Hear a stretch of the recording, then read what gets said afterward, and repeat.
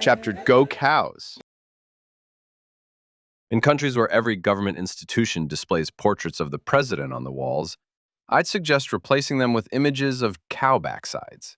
It would likely be far more soothing. The Lenguacerro region has always faced severe water problems. In summer, heavy rains wash away roads, a few people drown, and by the end of winter, the drought becomes so harsh that the Maasai have to move their cattle closer to water sources, or the livestock would die of thirst.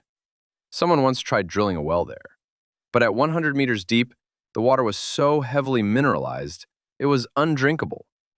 The only effective solution appeared to be building a dam. About 5 to 6 kilometers from the village where I stayed, there's a watering hole called Bondeni. However, by the end of winter, it completely dries up. Building a dam there would solve the issue. The goal was clear: build the dam.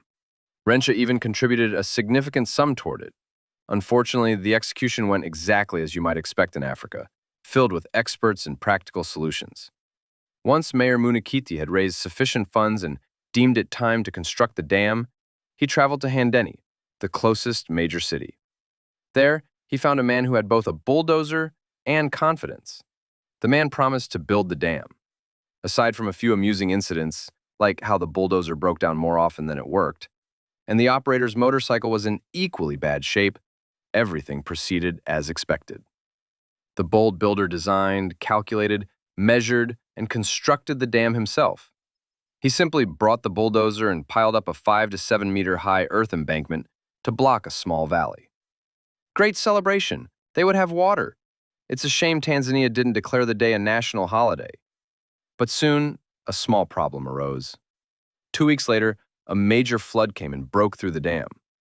Since then, it's been back to the usual routine, drawing water from deep pits with buckets for the cattle. And when the water runs out, the cows migrate to wherever the water is. When I was there, of course, I wanted to try what the Maasai do all day: herding cows. Be a Maasai, breathe like a Maasai, eat like a Maasai, sing like a Maasai, herd cows like a Maasai. If I say Maasai one more time, I'll definitely put a period there. Maasai. It all started innocently enough.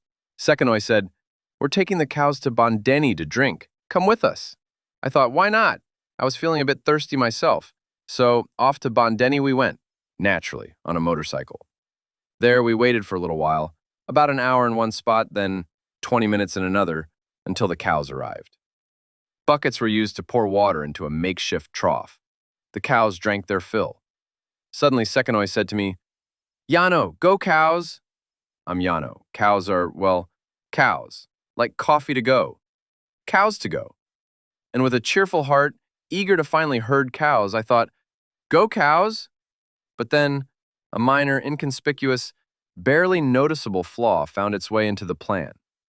The cows headed home by a different route than Sekonoi had expected, so I got a little lost. Unaware of this, I happily strolled along a wide, dusty red clay road, observing the cows' rear ends and enjoying their calming effect. It's truly amazing.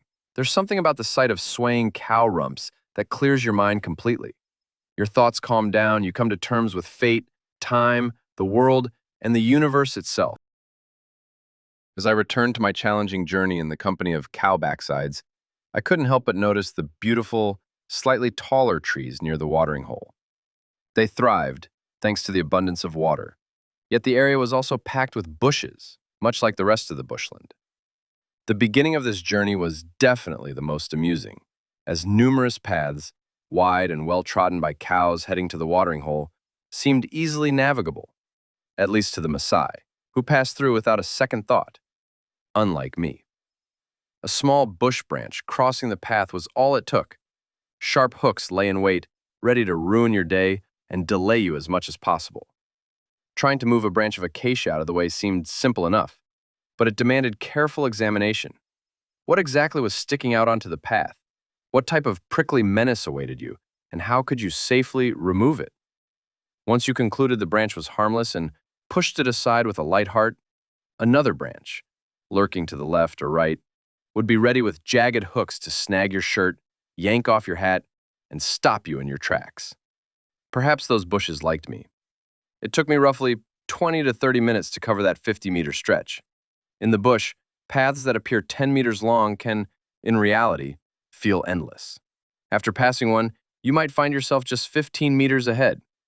Often, you double back because the path becomes impassable, opting for a different, seemingly shorter 5-meter trail, which, of course, ends up being 30 meters long. Looks can be deceiving, whether it's the bush or politicians. The bushes, with their backward-facing hooks, worked tirelessly to strip me of my clothes. I tried explaining that I wasn't a stripper, and even if I were, they wouldn't gain anything from it, because this interspecies striptease simply doesn't work.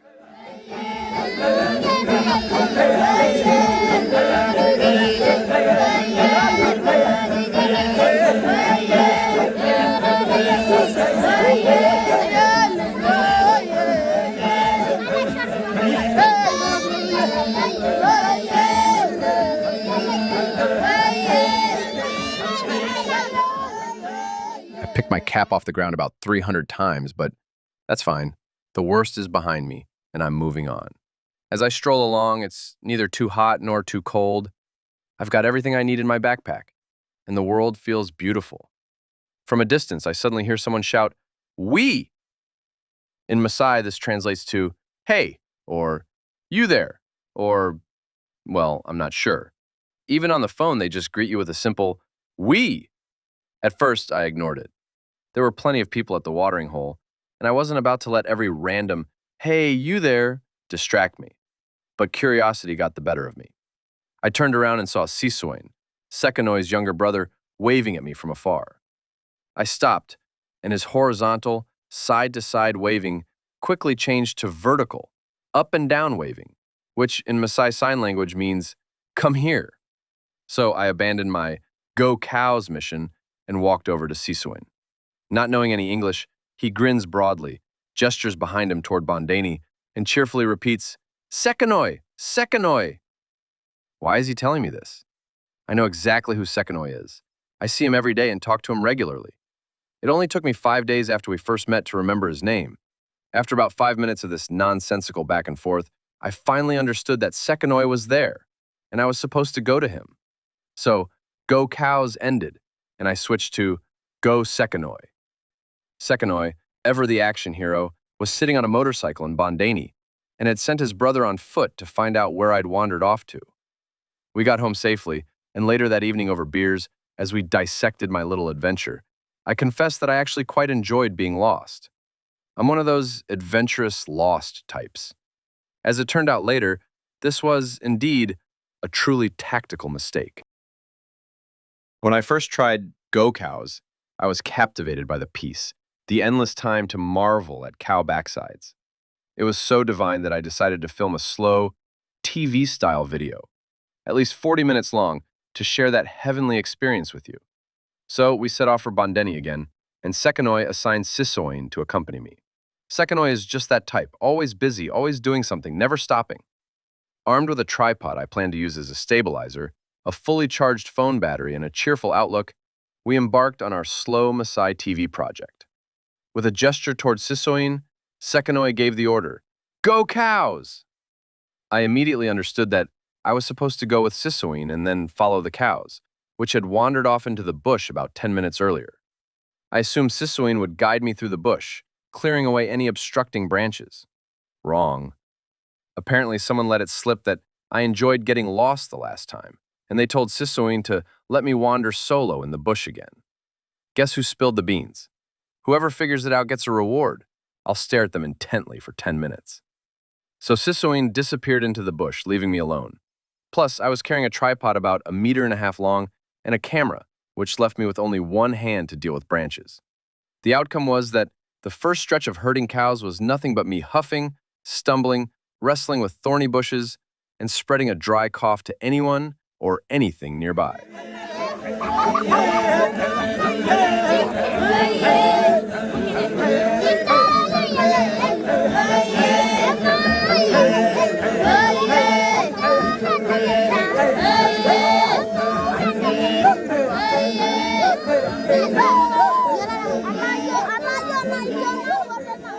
After a while, my cow herding colleagues took pity on me. From about 30 meters away, I heard a shout, "Wee!" which roughly translates to, "Hey, you, Mzungu, stuck in the bushes. Don't worry, we're here, come to us." I'm not sure how you detect a cynical tone in the word "we," but I'm convinced it was there. In these conditions, a 30-meter direct line is more like 130 meters for a bushman like me. Endless attempts to push through thorny hooks and creeping branches hanging across the path, doubling back, and starting the fight all over again. There were times when "we" echoed not just ahead of me, but also behind me. It felt like I was surrounded, but it turned out I just turned my back on them for a moment. As an eternal optimist, I was convinced my suffering would never end. The bush was a vast prison, and I'd wander through it even after death. But since unbelievable things happen in this world, I eventually spotted a flash of Maasai red clothing through the bushes. Moments later, I saw the glint of enormous white teeth, which, I swear, were bigger than their heads. Sekanoi was laughing, probably at me, an old Mzungu stumbling out of the bush, torn to shreds, yet oddly cheerful, as if drunk. The end of my wandering. Go, cows. We spent the next quarter of an hour admiring the majestic rhythm of the cows' rear ends swaying ahead of us. I had no idea where they were going, but honestly, I didn't care. All the prickly and thorny nuisances were at a safe distance now. Never would I have guessed that swaying cow backsides under the African sun could have such hypnotic effects. Of course, Sekanoi had already told Sisuin to stay out of the camera shot and not to talk to me while I was filming. My goal was to create one continuous, uninterrupted 40-minute take. Since I also wasn't supposed to speak to avoid ruining the shot, how could I tell a Maasai standing 30 meters away that it was perfectly fine for him to whistle at the cows, say something to me, and even appear in the shot, while I held a tripod with a camera in one hand and had only the other hand free? I waved my hand up and down until I managed to distract him. He forgot he wasn't supposed to whistle or appear in the shot and slowly, hesitantly, emerged in the frame, running a step ahead. When it comes to cows, Maasai skip conversations entirely and rely on an intricate system of whistles. They have about 1,451 different types of whistles, none of which I've understood to this day. Maybe if I spent 100 years there, I'd learn. The cows gradually wandered off the wide, red sand-covered road and disappeared into the bushes at the edge.